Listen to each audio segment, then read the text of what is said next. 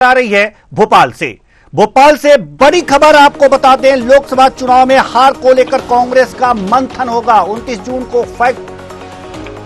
Fact finding committee की बैठक है। रिपोर्ट के बाद आला कमान लेगा एक्शन। हार की समीक्षा को लेकर गठित की गई है कमेटी की पहली बैठक 29 जून को होगी, जिसमें सभी लोकसभा प्रत्याशी शामिल होंगे।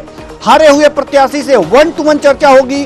प्रत्याशियों से चर्चा के बाद नेताओं के साथ चर्चा होगी। 30 जून को लोकसभा चुनाव समितियों के सदस्यों से चर्चा होगी। तो भोपाल से बड़ी खबर, 29 जून को फैक्ट फाइटिंग कमेटी की बैठक होगी। लोकसभा चुनाव में हार को लेकर कांग्रेस का मंथन कार्यक्रम होगा 29 जून को। फैक्ट फाइंडिंग कमेटी की बैठक होगी। रिपोर्ट के बाद आला कमान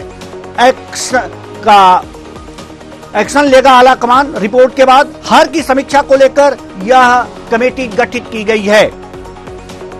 तो इस खबर पर ज्यादा जानकारी के साथ हमारे संवाददाता सत्यम शर्मा हमारे साथ जुड़े हुए हैं। जी सत्यम, फैक्ट फाइटिंग कमेटी कांग्रेस की बैठक होगी 29 जून को। क्या लगता है कि खोज पाएंगे लोग कि क्या फैक्ट है हार के कारण? बिल्कुल देवेंद्र जी, देखिए 29 जून को कांग्रेस ने फैक्ट फाइंडिंग कमेटी जो हार के कारणों का पता लगाने के लिए बनाई गई है, उसकी कहीं न कहीं बैठक होगी। और बैठक में जो पहले लोकसभा प्रत्याशी रहे हैं मध्य प्रदेश में 27 प्रत्याशी जो घोषित किए गए थे, उनमें भी चर्चा होगी। इंदौर को लेकर भी चर्चा होगी, क्योंकि अक्षय कांति बम जो है वो उन्होंने नामांकन अपना वक्त पर वापस ले लिया था, जिसकी वजह से कांग्रेस की किरकिरी भी हुई और बड़ी संख्या में यहाँ पर नोटा के वोट भी पड़े थे। करीब 3.5 लाख या 2.5 लाख के करीब नोटा के वोट पड़े, लेकिन सबसे मैक्सिमम मार्जिन से यहाँ जीत भी हासिल हुई थी शंकर लालवानी को 11.5 लाख मतों से। वही देखिए, फैक्ट फाइंडिंग कमेटी का उद्देश्य ये है कि क्या वजह रही है कि मध्य प्रदेश में जो केंद्रीय नेतृत्व है उसकी योजनाओं को पहुंचाया नहीं जा सका, या जो लोकसभा चुनाव में जो लक्ष्य रखा गया था जिस तरह का इतने प्रतिशत वोट लाना है, उस तक क्यों नहीं पहुंचा जा सका। अब देखिए, जो मध्य प्रदेश में विधानसभा चुनाव हुए थे उससे करीब 7 या 8% वोट विधानसभा चुनाव के बाद लोकसभा चुनाव में कम हुए हैं, जबकि लोकसभा चुनाव में बहुत ज्यादा अंतर नहीं था कि 3 से 4 महीने का अंतर के अंदर 10% वोट कम होना कहीं ना कहीं ये एक विषय सोचने का होता है, जिसको लेकर जो कांग्रेस का केंद्रीय नेतृत्व है वो इस पर फैक्ट फाइंडिंग कमेटी बना रहा है। फैक्ट फाइंडिंग कमेटी में पहले तो प्रत्याशियों से चर्चा होगी। लोकसभा प्रत्याशियों को जिनको उतारा गया था मैदान में, वो क्यों नहीं जीत पाए, क्योंकि प्रत्याशी भी मजबूत इस बार उतारे गए थे।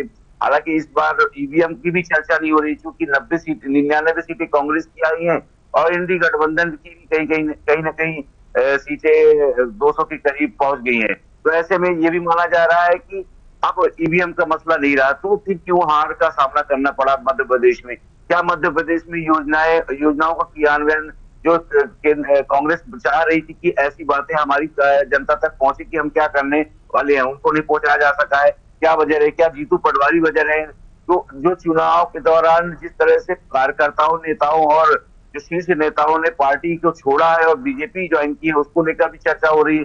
हालांकि राहुल गांधी ने एक शब्द कहा था कि सुरेश पचौरी जैसे लोगों की जरूरत नहीं है जिनके पास जनाधार नहीं है, लेकिन जिनके पास जनाधार है, जैसे संजय शुक्ला हो गए इंदौर के, और अन्य जगह पे जिस तरह के जिनके पास जनाधार है, वो जो पार्टी छोड़कर गए, इन सब बातों को लेकर समीक्षा हो रही है। तो सत्यम, एक बात यह है जो फैक्ट फाइंडिंग कमेटी है, इनमें कौन कौन से लोग शामिल होंगे कांग्रेस के?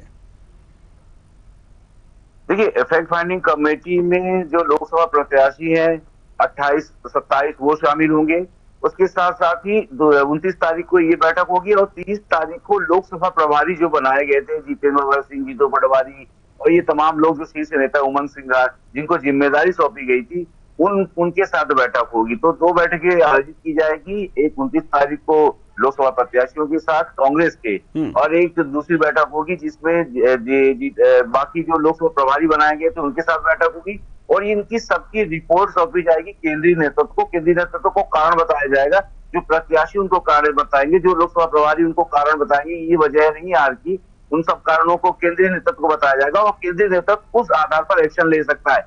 एक्शन लेने का मतलब है कि उस पर थोड़ा सा बदलाव कर सकते हैं, जवाबदारी जिम्मेदारी दूसरे को सौंप सकते हैं।